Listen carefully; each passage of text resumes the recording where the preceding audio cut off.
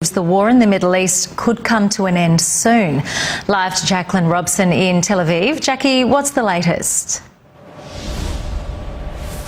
Well, Sarah, the US president has said that the American objectives of this war are nearly complete, so we could see an early finish to the conflict. The timeline had been around 4 to 5 weeks, but now on the 10th day, the US president says it could end sooner, with the US-Israeli strikes hitting around 5,000 targets. Much of Iran's drone manufacturing and missile launches have been destroyed, he says, with Iran's missile capability down to about 10%. But the timing is very interesting given the price of oil hit a 4-year high. Iran has a death grip on that vital shipping passage, the Strait of Hormuz. Donald Trump is now speaking with Russian President Vladimir Putin, waiving oil sanctions on the warring president to help bring down those prices. He had a phone call with Putin about several proposals to end the war.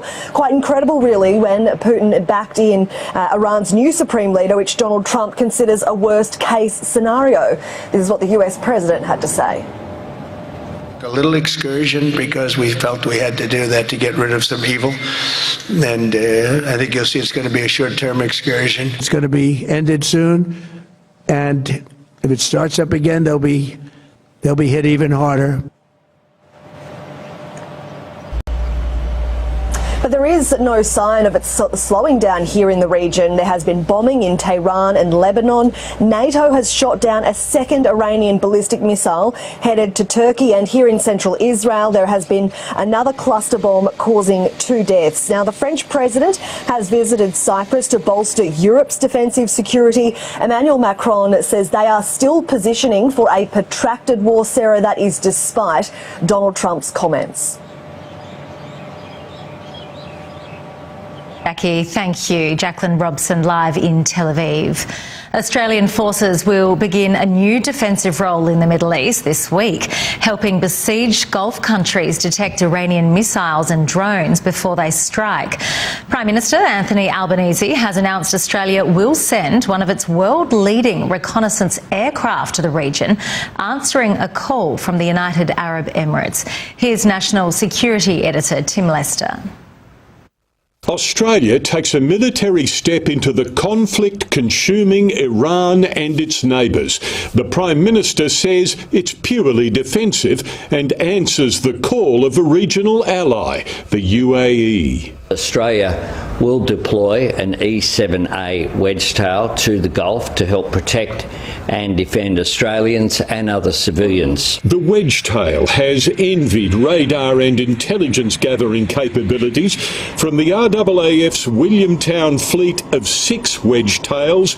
One is making the journey to the Middle East to be operational there by the end of the week. There will be in the order of 85 personnel who will go with this airframe. As well, the government will provide medium-range missiles to the UAE. We're not taking offensive action against Iran, and we've been clear that we are not deploying Australian troops on the ground in Iran.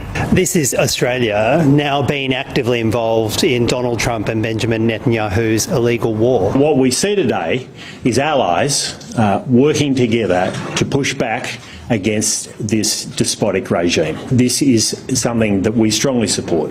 The coalition has also backed Home Affairs Minister Tony Burke, granting humanitarian visas to 5 members of the Iranian women's soccer team. We do welcome that and commend the Minister for doing so, especially when he has been so active and this government has been so active in pursuit of support for groups like the ISIS Brides cohort. This is a refreshing change. We're willing to provide assistance to other women in the team, noting that this is a very delicate situation and it is up to them. Add in the uncertainty around fuel supplies in Australia, and the Middle East conflict is having an impact far from the fighting. Experts say new video of a missile strike that hit an Iranian girls' school adds to evidence it was a US Tomahawk missile. 168 people died from the attack on the first day of the war, most of them school children. Ooh. This new video, geolocated and verified by NBC News, shows what experts say is a U.S. Tomahawk missile over the skies of Manab, Iran, adding evidence, the experts say, that an American missile likely hit the Shajre Taibeh Elementary School during the first hours of U.S.-Israeli operations on February 28th. Iranian officials say the airstrikes, which also hit a neighboring Iranian Revolutionary Guard Corps compound, once home to a military base, killed more than 170 people, mostly children. The Tomahawk, which is one of the most powerful weapons around, is used by, is sold and used by other countries. That's being investigated right now. Weapons expert Jeffrey Lewis says this new video is clear. Oh, I think the munition that is visible in that video is clearly a Tomahawk. It's long, cylindrical, it has a set of wings, and really no other country in this conflict has a munition that looks like that. NBC News spoke with 4 other weapons experts who agree the video, which was published on Iranian state media, shows a U.S. Tomahawk. The U.S. military has publicly said Tomahawks were launched in the first hours of the war, even releasing this video. Over the weekend, a reporter asked President Trump if the U.S. was responsible. No, in my opinion, based on what I've seen, that was done by